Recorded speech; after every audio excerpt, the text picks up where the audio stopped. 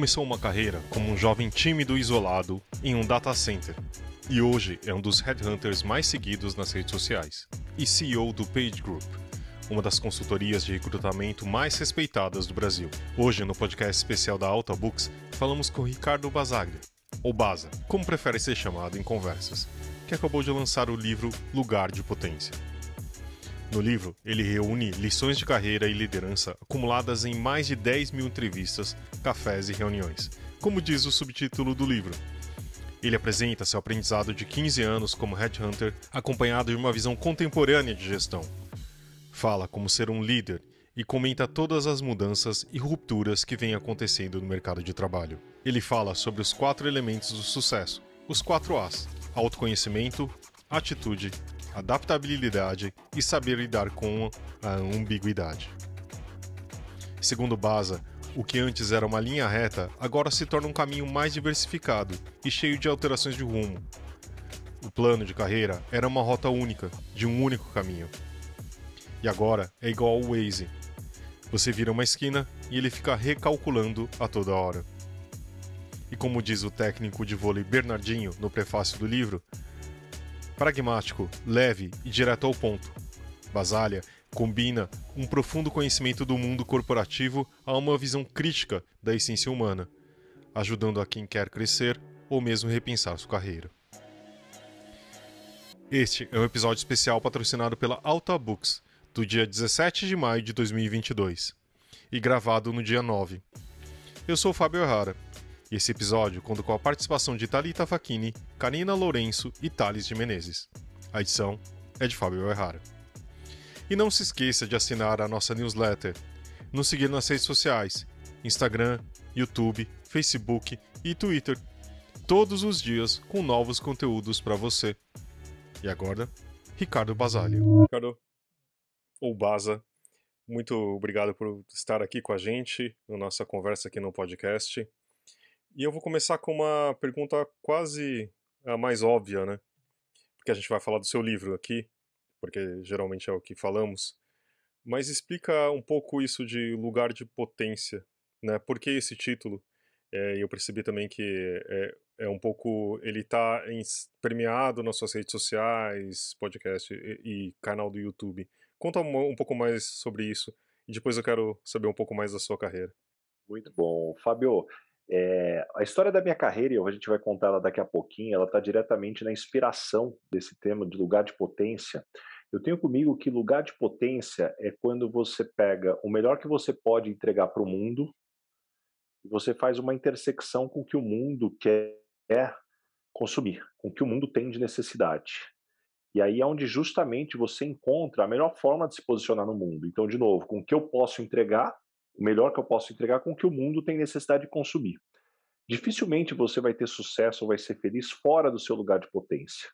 E lembrando que lugar de potência não é algo simplesmente uma função ou uma especialidade ou um talento que você tem, mas é o componente que te faz único. Eu gosto muito do Scott Adams, que é o criador do Dilbert, todo mundo conhece ele pelos quadrinhos ali, né, fazendo sátiras do mundo corporativo. O Scott Adams, na biografia dele, escreveu: eu sempre fui um bom desenhista, mas não a ponto de ser considerado um artista.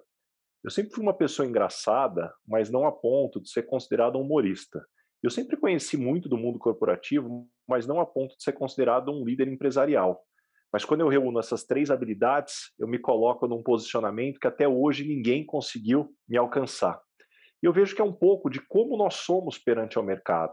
Às vezes as pessoas me perguntam: poxa, Baza, mas como é que você atingiu tão rápido o posicionamento que você tem em redes sociais? Hoje é o maior Instagram, o maior podcast de carreira do Brasil, e eu costumo responder da mesma forma, inspirado nele. Eu não sou o headhunter com mais anos de experiência, tem gente com mais de 15 anos. Eu não sou a pessoa que mais estudou de carreira e liderança no Brasil. Eu não sou a pessoa que mais conhece de redes sociais e estou longe de ser a pessoa mais carismática. Mas na hora que eu reúno esses 4 elementos, acho que eu consegui o meu posicionamento. Isso é um pouco do mundo que a gente vive. No mundo capitalista, que sim, valoriza e busca resultados, isso é óbvio, mas o que o mundo capitalista mostra para a gente é que quanto mais único é o que você tem a oferecer, maior o valor, e isso a gente aprende com as marcas de luxo. Então, esse é a essência do lugar de potência. Como você conseguiu reunir, assim, eu digo agora uma pergunta mais pessoal mesmo, como você conseguiu reunir as suas potências para fazer esse lugar maior? Thalita, eu começo dizendo que apesar de hoje eu ser conhecido por falar muito de carreira, talvez eu seja o exemplo de alguém que não soube planejar carreira, porque eu sou formado em tecnologia. Até meus 20 e poucos anos de idade eu tinha convicção que eu ia ser um programador, porque eu era extremamente tímido. Minha esposa, quando me conheceu há mais de 20 anos, quase o namoro não deu certo, porque ela falou: "Você é muito tímido, eu estou numa família de italianos, você vai em festa, só fica olhando todo mundo, não fala, parece um psicopata, interage aqui um pouco com a turma". E depois, ao longo do tempo, eu fui descobrir que, na verdade, eu não era tímido. Eu tinha um pai extremamente tímido, que eu fui criado com aquela referência e eu achei que eu também era assim. E depois, à medida que eu fui tendo oportunidades de me desafiar, de buscar outras funções, eu fui me descobrindo. Puxa, eu trabalhei até os 23 anos na área de tecnologia, depois dos 23 aos 26 na área comercial, quando eu comecei a falar, puxa, interação humana talvez não seja um bicho de sete cabeças. E depois, aos 26, quando eu me encontro como headhunter, eu falo, puxa, olha só quantas possibilidades. E a grande verdade é que a gente toma decisões de carreira muito cedo. A gente começa ali, a gente se forma, tem o primeiro estágio, as primeiras oportunidades, e a gente não para pensar muito, ah, não, mas o que eu quero, no que eu sou bom, o que eu poderia fazer. Até porque você está numa fase de construir renda, de ter oportunidade, e você quer mais é aproveitar o que aparece. Então, isso é um pouco do que eu digo, se antigamente o plano de carreira era como aquele antigo GPS Garmin de rotas fixas, hoje mais o plano de carreira está muito mais para um Waze, que a gente vai ouvir um recalculando algumas vezes, hora ou outra vai dar um frio na barriga, mas verdade seja dita, vai ser muito mais dinâmico. Não, eu só ia falar que o engraçado é que a gente acha mesmo que a gente tem que pegar sempre o caminho mais rápido, né. Tô dando até, sei lá, pensando, colocando a minha opinião pessoal nessa história, porque a gente acha que que a gente precisa realmente encontrar a carreira o mais cedo possível e seguir nisso, né. E realmente, até a gente conseguir reunir nossas potências, pode demorar um pouco, né. E tem um ponto também, Thalita, que quem tem mais de 30 anos foi criado num mundo onde a gente escutou que a gente precisava escolher logo uma carreira, trabalhar naquela carreira, porque seria o que a gente faria para o resto da vida. Então, quanto antes você começa, mais rápido você avança. Só que a gente vive num mundo onde, com o avanço da tecnologia na área da saúde, a gente deve ter pelo menos 100 anos de vida útil. A gente deve mudar de carreira pelo menos de 4 a 6 vezes ao longo da vida. Então, até o conceito da forma como a gente olha a carreira, ele vem avançando. Agora, todo plano de carreira, ele parte de dois elementos fundamentais. O mapa de carreira, ele tem dois elementos, que é onde eu estou e onde eu quero ir. E isso serve para todos os mapas, não é só o de carreira. Se eu não souber onde eu estou, onde eu quero ir, não vou chegar a lugar nenhum. E aonde eu estou é um autoconhecimento, o quanto que eu me conheço, o quanto que eu sei, o que eu tenho de potência, o que eu tenho de desafios, mas principalmente o que eu quero. Eu costumo brincar que a maior parte das pessoas tem no seu currículo muito mais uma lista do que a pessoa não quer mais fazer do que uma lista de coisas que você quer fazer. Isso, quando você leva depois para as possibilidades que o mercado traz, quando você enxerga quais são os caminhos, quais são as oportunidades que você pode ter, você começa a ver a distância. Eu trabalho como headhunter. Se eu quiser ser um consultor na área de treinamento ou RH, não está tão distante. Eu tenho um plano que eu posso seguir. Se eu quiser ser neurocirurgião, opa, peraí, é um caminho bastante longo. Será que eu tenho energia? Será que eu tenho recursos? Será que eu tenho motivação suficiente para essa transição? Isso também é um elemento fundamental para a gente colocar em qualquer plano que a gente faça. E tem uma coisa que é, muitas vezes, não é questão de você querer mudar de carreira, mas na verdade a gente está num mundo que às vezes a carreira que você está fazendo acaba, né? As mudanças tecnológicas, assim, quer dizer, um monte de gente estava fazendo alguma coisa, né?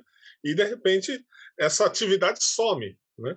Não é só isso, né? Não é só uma vontade própria, né? Muitas vezes a pessoa é lá atirada a isso, né?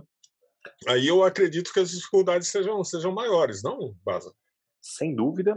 E essa mudança, eu costumo dizer que o ser humano ele muda através de três Cs.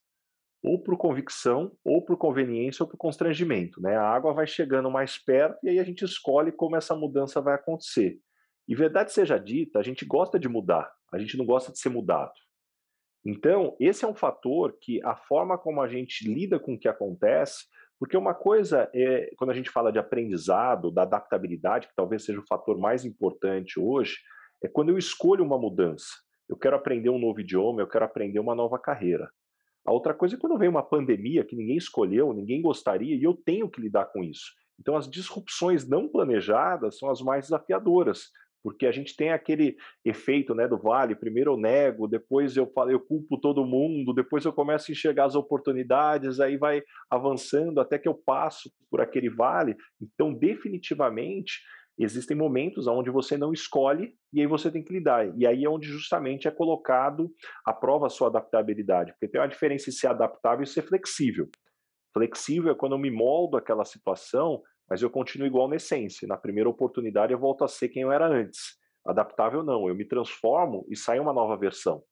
E isso é um pouco de como a gente tem que se enxergar como um produto no mercado de trabalho. Feliz ou infelizmente, somos produto no mercado de trabalho. Mas como a gente agora está num mundo mais tecnológico, eu vou colocar um novo termo. Nós somos um app no mercado de trabalho. E se a gente for olhar, o que são os apps que a gente mais utiliza? O que eles têm em característica em comum? Eles estão sempre mandando novas versões. Estão sempre mandando. E quando você manda uma nova versão de um app, o que você espera? Ou novas funcionalidades, ou correção de bugs. Isso é o que a gente espera de um app que chega. Então, a minha pergunta aqui para quem está nos escutando, quem está nos assistindo, qual foi a última versão que você mandou do seu app para o mercado de trabalho? Seja trazendo novas funcionalidades ou corrigindo bugs, porque todo mundo tem bug para corrigir também ali, os seus desafios, os seus monstros aqui para lidar, e a partir daí você está sempre atualizado com novas versões. Bazar, assim, eu estudando um pouco, vendo o seu conteúdo para essa entrevista, uma coisa que me chamou bastante atenção e que acho que talvez do seu crescimento também, dos últimos tempos, é que você foge um pouco daquilo que a gente estava acostumado, de também de muito daquilo, você tem que acordar mais cedo, você tem que trabalhar enquanto os outros estão dormindo, aquilo de você imaginar que existe o fato de você ter uma forma de pensar, aquilo ia acontecer de uma forma ou de outra, ou por merecimento, né? Você fala muito também na questão competitiva também que a gente tem, de um autoconhecimento e também de um trabalho, por exemplo, um dos vídeos que me chamaram muito a atenção é do fato de, assim, você tem que se cuidar para você também ser um bom profissional, né? Você, como que você chegou nesse momento também? Né? Porque também acho que você poderia soltar muitos chavões, né? O que você também você se vê como um comunicador diferente do que a gente vê por aqui? Acho que o primeiro aspecto é lembrar que quando a gente fala de performance, eu gosto de uma fórmula muito simples, de tudo que eu já estudei sobre performance. Performance é igual a talento menos interferência. Performance é igual a talento menos interferência. Talento é tudo que você usa para entregar resultado, a sua experiência, as suas habilidades, a sua formação. Interferência é tudo que te atrapalha de entregar resultado. Então pode ser desmotivação, problema de saúde, um problema pessoal, problema com pares, falta de motivação. E por que essa fórmula é importante? Não adianta você ter talento nota 9 e interferência nota 7. 9 menos 7 é 2. Alguém com talento nota 7, mas interferência nota 2, 7 menos 2 é 5. Então, acho que o primeiro aspecto é como é que a gente continua a potencializar o talento, sim, mas diminui a interferência. Diminuir a interferência é como a gente cuida da gente, da nossa saúde mental, espiritual, física, para que a gente esteja bem e performando.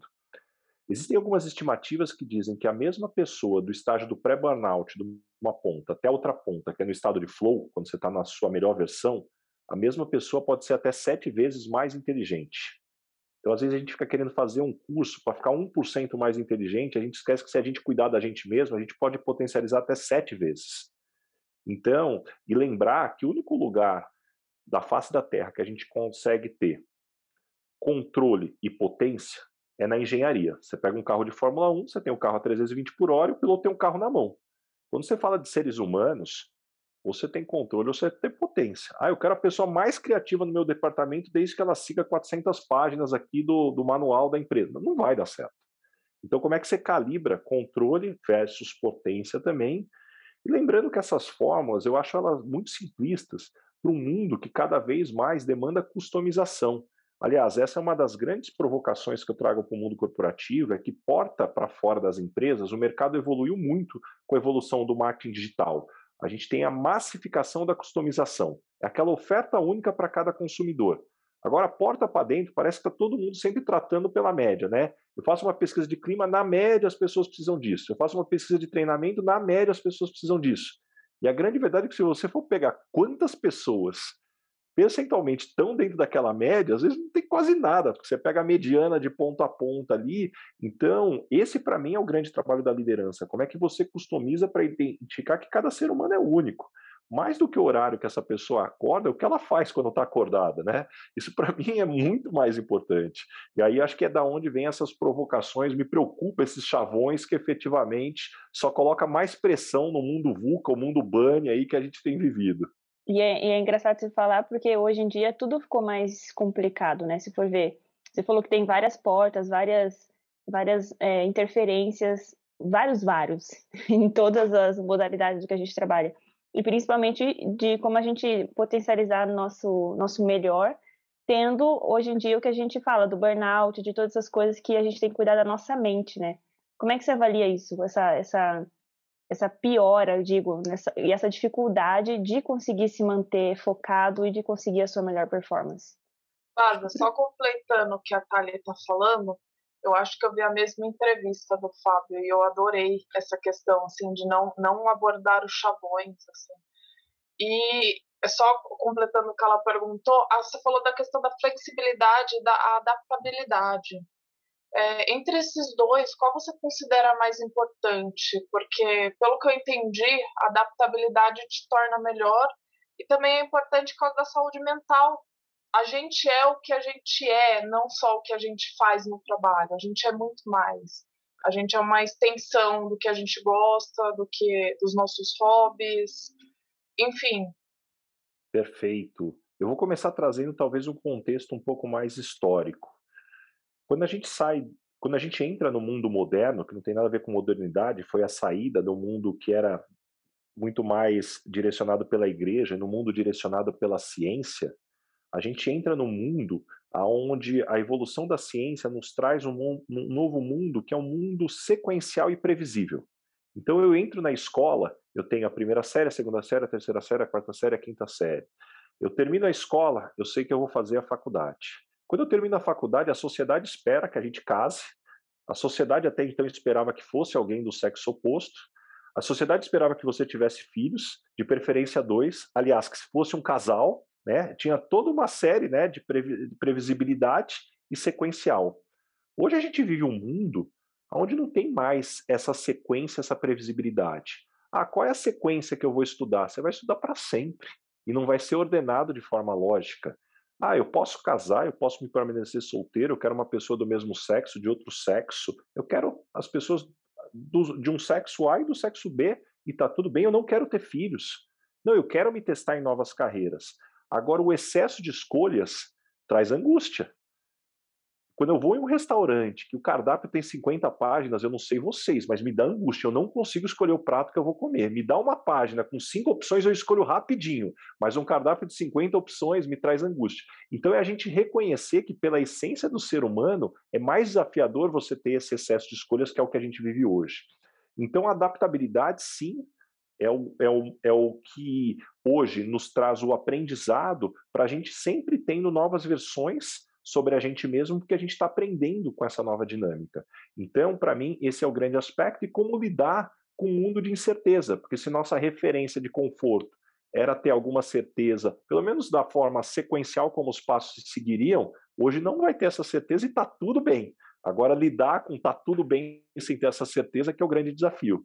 Uma outra coisa que acho que chama a atenção da sua carreira é o fato hoje de ser headhunter, né? E a gente imagina que você procure líderes, né, entre muitas pessoas. Só que tem duas coisas, né? Cada vez a pirâmide vai se afinando e menos pessoas vão subindo, né?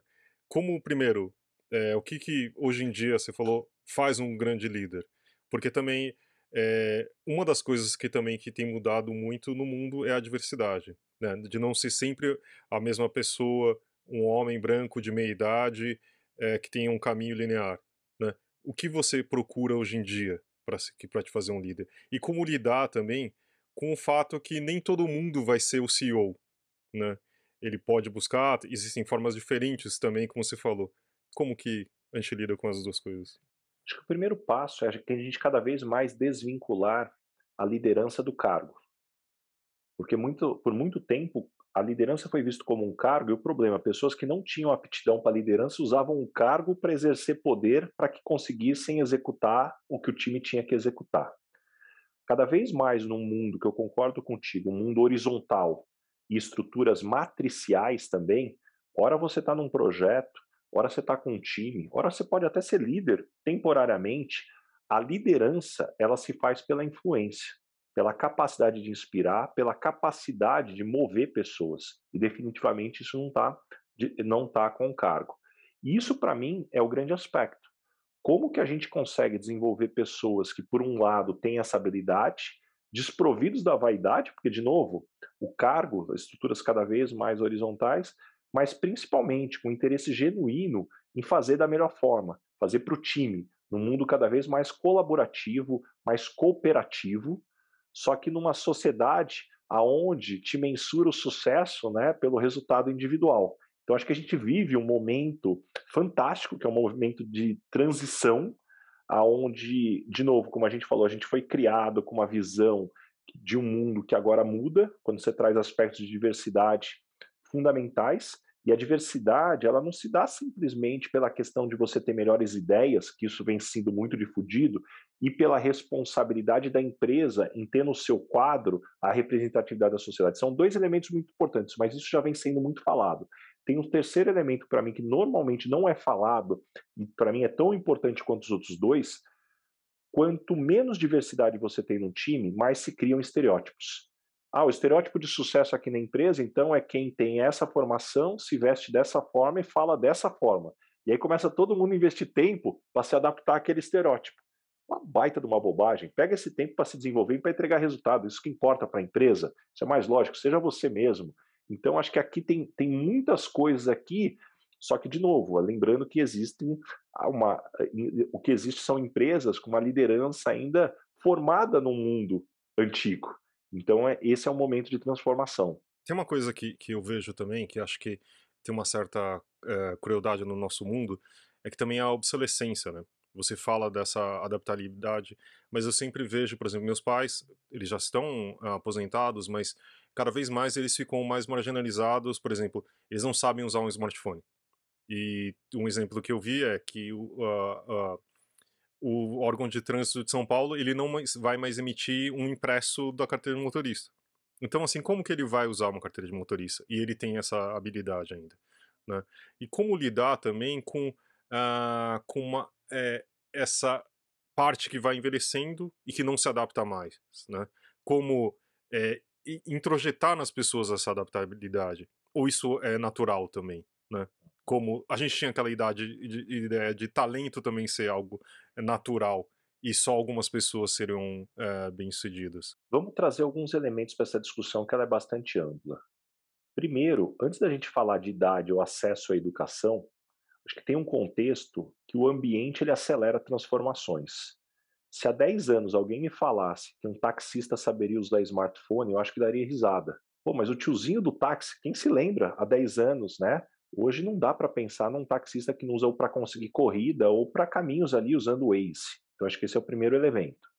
Agora tem o elemento também da obsolescência, que você vai perante ao mercado do desafio em relação ao etarismo, isso é um ponto, mas talvez tenha um ponto aqui da gente lembrar que a maior parte das empresas tem dificuldade em contratar, mas a gente vive num país de 12 milhões de desempregados, a gente pode adicionar nessa conta 5 milhões de pessoas que decidiram parar de procurar emprego, porque estão desanimadas, são os desalentados, que não entram mais na conta do desemprego, e a gente pode acrescentar nessa conta 7 milhões de pessoas que trabalham menos horas do que poderiam, o que dá quase um quarto da população ativa do Brasil. Então, a grande verdade é que a tecnologia, ela potencializa quem tem acesso. Quem não teve acesso à educação ou à tecnologia, ela fica ainda mais distante. Então, esse é o lado cruel dessa evolução que a gente, como sociedade, precisa trabalhar. Eu costumo provocar que governos e sindicatos precisam parar de tentar proteger o emprego e começar a proteger o empregado. Não adianta você proteger o emprego. Ah, não, eu tenho uma lei que não pode acabar com os empregos, não pode demitir. Não, não. Tem uma lei que garante treinamento, qualificação, porque pergunta para um desenvolvedor Java Sênior com inglês fluente se ele precisa da CLT para proteger ele. Na verdade, as empresas que querem proteção, porque fica perdendo o profissional toda hora e não consegue contratar. Então, esse para mim é o aspecto, se a gente lembrar, tem um dado que mostra que 30% se a gente pegar toda a população brasileira, só 30% passaria num processo seletivo para ser atendente de call center. Isso é cruel. Olha o que exige aqui de um call center, a hora que você fala efetivamente de comunicação, de seguir um processo, de toda uma dinâmica. Se você pegar o índice de PISA, 68% da população brasileira não sabe ter domínio das 4 operações básicas de matemática. Então, assim, a gente tem um lado aqui que é um pouco mais duro de como que a gente provê acesso para que essas pessoas possam brigar pelo seu lugar. Isso, enfim, traz uma discussão ainda mais ampla. Eu queria agora mudar um pouquinho de assunto e perguntar sobre como surgiu o Basautor. Como surgiu essa ideia de querer passar esse seu conhecimento através do livro e, enfim, é um outro tipo de comunicação, né? Como que surgiu essa ideia?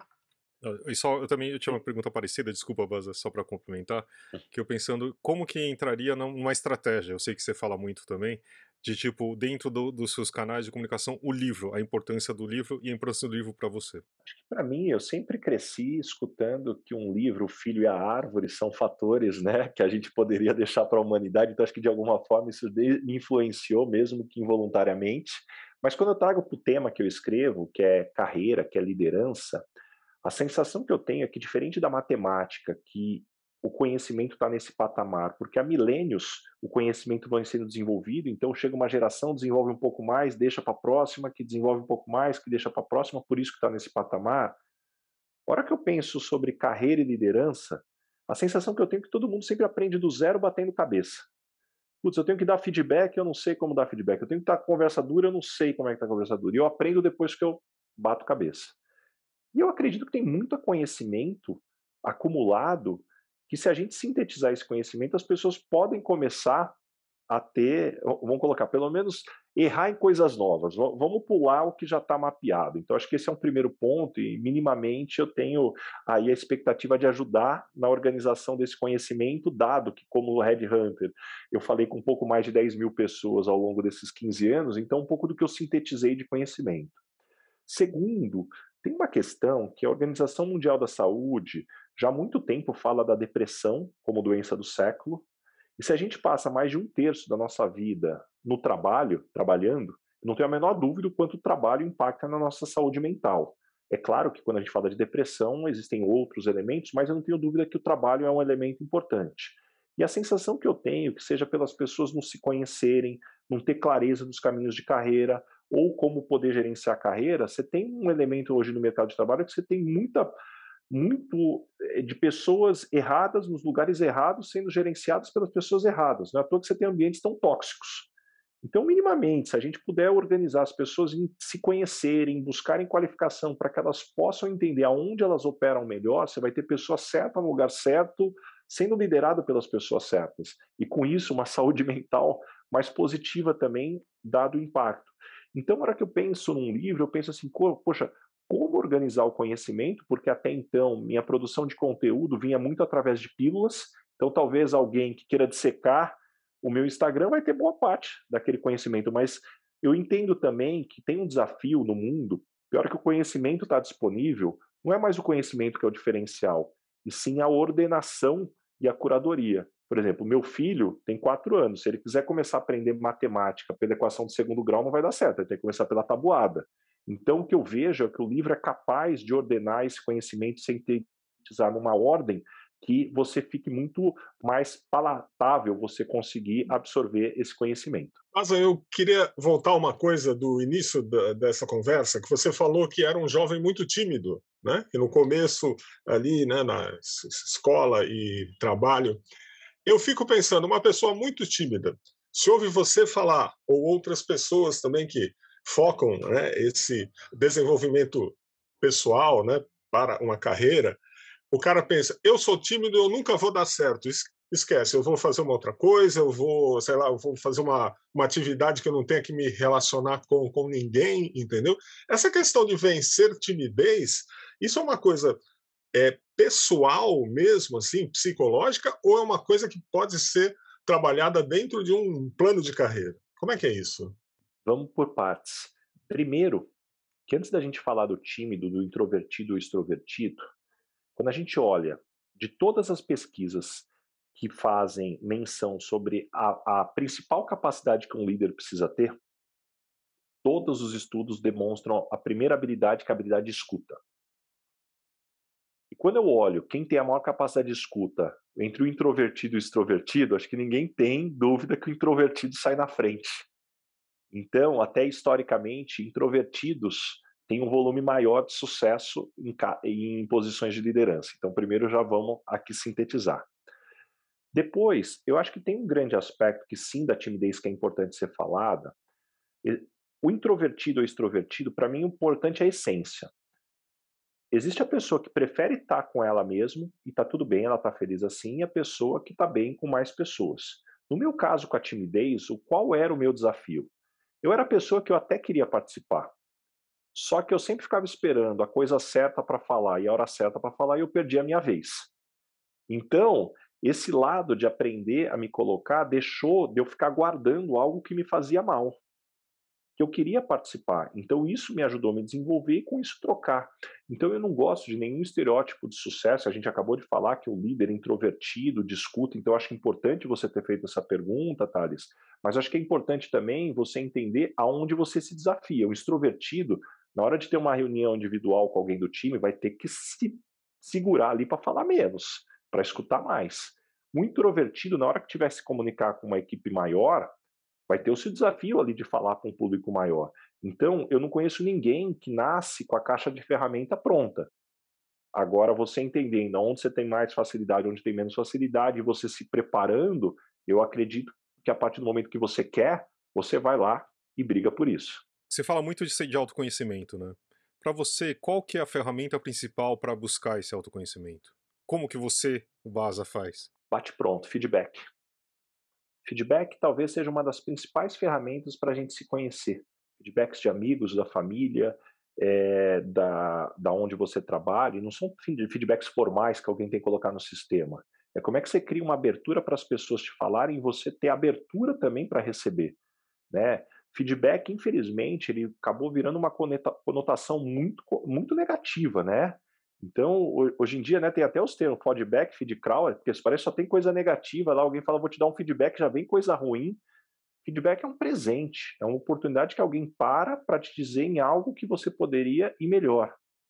Então, isso para mim. Existem depois assessments que você pode fazer com testes, reflexão, terapia, existem muitos caminhos, mas se eu puder deixar uma dica para quem está nos escutando, não desperdice feedbacks, procure feedbacks.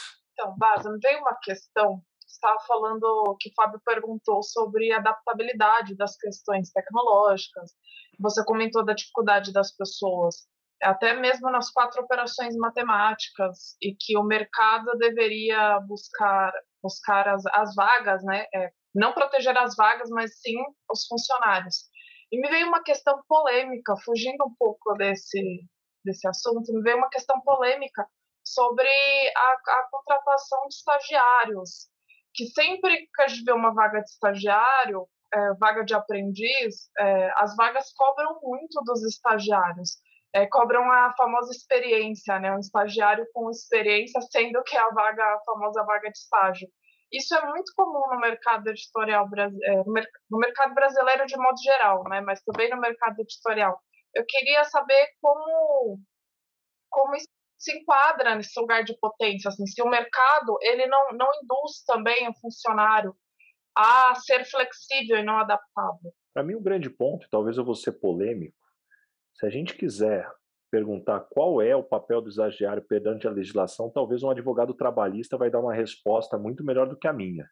Se você perguntar como entrega para o mercado, eu acho que quanto mais você se prepara, você pode ser estagiário, você pode estar no ensino médio, você pode estar na faculdade, o que você está estudando que está começando a criar valor?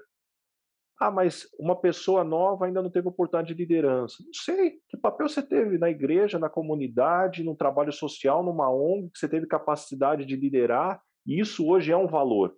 Então, acho que tudo que você vai adquirindo de conhecimento te traz diferencial. Putz, se deveria poder exigir isso do estagiário, eu acho que é mais uma discussão legal de um instrumento que foi criado para pagar menos imposto, para dar acesso para quem está na graduação, e aí eu acho que tem um elemento que tem seu valor, mas é inegável dizer que o que você está construindo, que é um diferencial para uma entrega de resultado, as empresas vão valorizar e vão dar preferência para quem tem. Então, acho que esse talvez seja a gente simplificar a partir daí. Agora, claramente, eu também acho errado empresas que usam do artifício do estágio para contratar mão de obra barata e explorar. Pô, também não é o caminho. Então, acho que tem cada caso no seu caso aqui dentro dessa dinâmica. Bazar, uma dúvida. Você deve ouvir várias dessas no Instagram, mas assim, como a gente consegue desarmar um ambiente tóxico que a gente está vivendo? Sabe? Tipo, aquilo que o seu chefe não te ouve, ou tipo, cria cada vez, e sempre que eu observo tende já piorando, né? É um espiral piorado, até ao ponto de alguém ser desligado. Como que a gente consegue desarmar e melhorar um ambiente? Para mim, tem uma questão de cultura. De todas as definições de cultura que eu já escutei, a que mais me agrada é que cultura é formada pelos piores comportamentos que você tolera. À medida que você vai tolerando esses piores comportamentos, você vai dizendo para o resto da empresa o que é tolerável. E isso entra na espiral que você está colocando. E aí é muito fácil, né? Eu costumo dizer também que cultura é o que acontece quando o chefe não está, não o que está escrito na parede. Então, como que você efetivamente cria mecanismos para que o seu ambiente converse com o que está escrito na parede, que você diga efetivamente o que é, e você tenha avaliação de líderes que vai além só do resultado que ele entrega, mas o como ele entrega. Por exemplo, aqui na Page, 30% do meu bônus é vinculado a pesquisas de clima, mulheres na liderança e diversidade no time. Então não é só entregar resultado, 30% do meu bônus vem disso. E é claro que se eu não entregar resultado, não tem bônus, né? Mas o ponto não é só o resultado, mas o como eu entrego é fundamental. Então, isso para mim cada vez mais é um elemento que as empresas precisam colocar no radar, o como. Não sei, Baza, como eu falei, tem muitas dúvidas, mas aí acho que eu teria que te contratar, né, para ver se eu consigo melhorar minha carreira, vou decolar. Não, mas está mais fácil, é só comprar o livro. Então tá bom, Tá ótimo. Ó. vendo? Já tá pronto ali. Pronto, já se viu que eu levantei a bola agora, só o link tá aqui na descrição, gente. Mas você quer passar, acho que última dica, assim, o último ensinamento, alguma coisa que não tenha abordado e que você gostaria de falar antes de a gente ir para as nossas indicações? O que eu tenho é que o mundo corporativo, a gente tem que lembrar, não importa se você é um empreendedor ou um executivo, ele não é uma corrida de 100 metros, ele é uma maratona. Então, o como que você se prepara, você controla a sua energia e a partir daí você faz com que seja prazeroso. Eu discordo com a afirmação que as pessoas falam, eu não tenho tempo. Eu discordo. Não falta tempo, o que falta é energia e motivação. Porque a hora que você chega em casa, você tem 30 minutos, você está tão esgotado, você só quer ficar na frente da TV vendo um programa que não te faz pensar, ou ficar rolando rede social que também não faz pensar, porque eu estou esgotado. Então o ponto é como é que a gente gerencia a nossa energia. Né? E tem uma frase que eu sempre gosto, que navios não afundam porque estão rodeados de água. Navios afundam quando tem uma rachadura no casco, a água entra dentro do navio, aí o navio afunda. Então não adianta a gente ficar esperando o mar mais calmo. O mundo não vai ficar mais lento, o mundo não vai ficar menos complexo. Agora, como é que a gente engrossa aqui o nosso casco para, inclusive, poder navegar em mares mais revoltos? E esse é o papel da liderança. Começa por eu cuidar de mim, e a partir daí, como eu cuido do meu time para que cada pessoa do meu time vá se transformando numa melhor versão a cada tempo. Terminou muito bem a nossa conversa. Vamos para as nossas indicações, então? Thalita, Vamos faz lá. tempo que você não tá aqui, só para dar um tempinho pro Baza, mas acho que ele já deve ter alguma coisa na mente. E você, Thalita, conta pra gente o que você tem feito de bom enquanto eu não estava aqui no podcast. Exato, né? Se eu aparecesse aqui sem nenhuma indicação, aí vocês podiam me cancelar. Mas fui até anotando as coisas que eu assisti assisti e li durante as minhas férias. Mas vou indicar Euforia, a série da HBO Max. porque e não é nova, né? A Fúria não é nova, tá com a segunda temporada que estreou esse ano, mas enfim, a outra já tem alguns anos, e aborda a vida da Rue, que é uma pessoa viciada em drogas. E, enfim, tem a atuação da Zendaya, que tá maravilhosa, e a série é realmente muito boa, então super indico.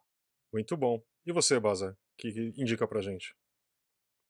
Olha, um filme que mais do que um documentário que eu assisti, eu vou dizer que eu estudei, foi o Last Dance, do Michael Jordan, que é o documentário que mostra muito como foi a trajetória dele, com tudo que ele teve de comportamentos, de conquistas. Eu acho que tem muito aprendizado lá.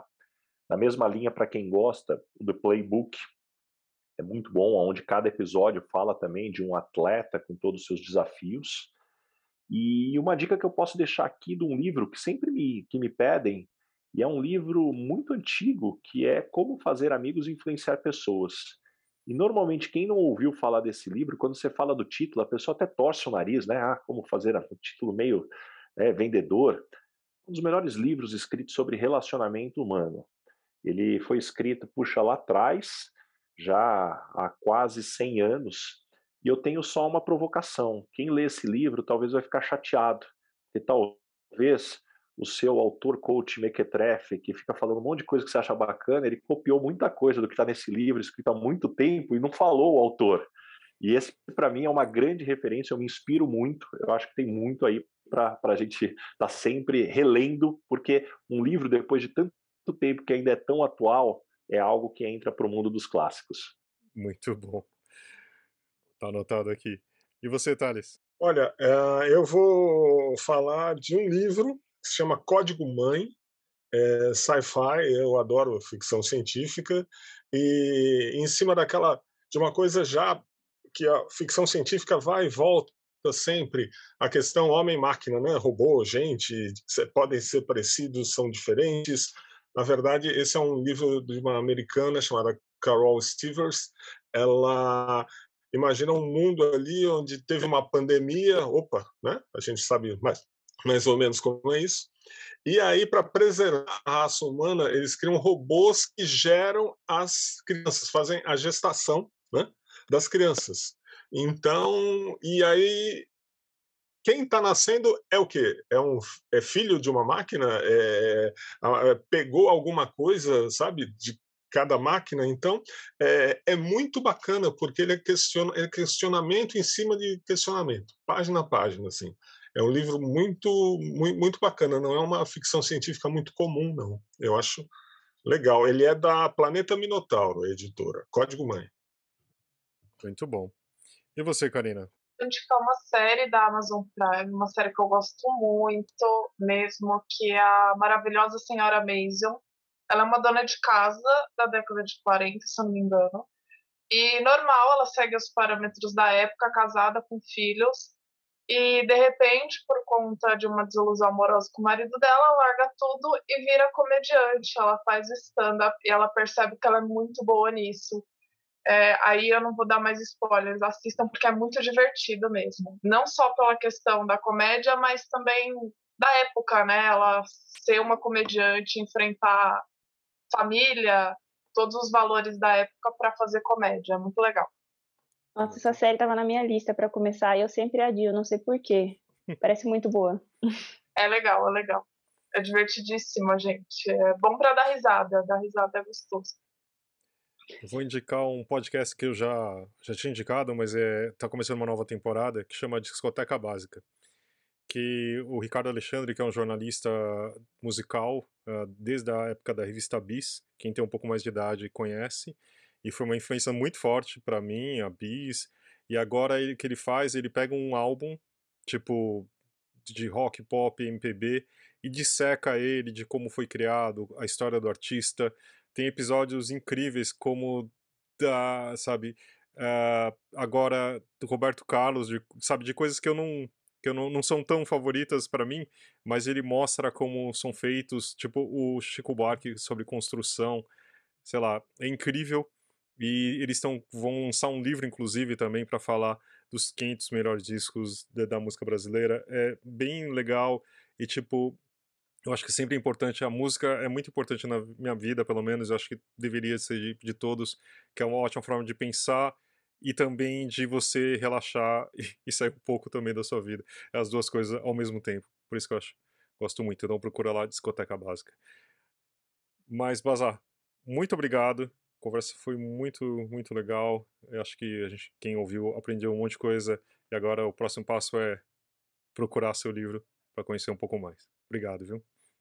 Eu que agradeço, que oportunidade estar aqui com vocês. Se deixar aqui, tiver mais uma taça de vinho, fica 3, 4 horas fácil aqui essa conversa Mesmo. aqui, fantástico. Poxa, convido todos aí a conhecerem o meu livro Lugar de Potência. Poxa, é o que eu reuni aí nesses últimos 15 anos, aí tendo falado com mais de 10 mil pessoas. E depois me procurem no Instagram lá, @RickBasagra, me manda o feedback. Então tá bom. Muito obrigada, Baza. Obrigado, Bazar. Até a próxima. Muito Obrigada, obrigado, Baza. gente.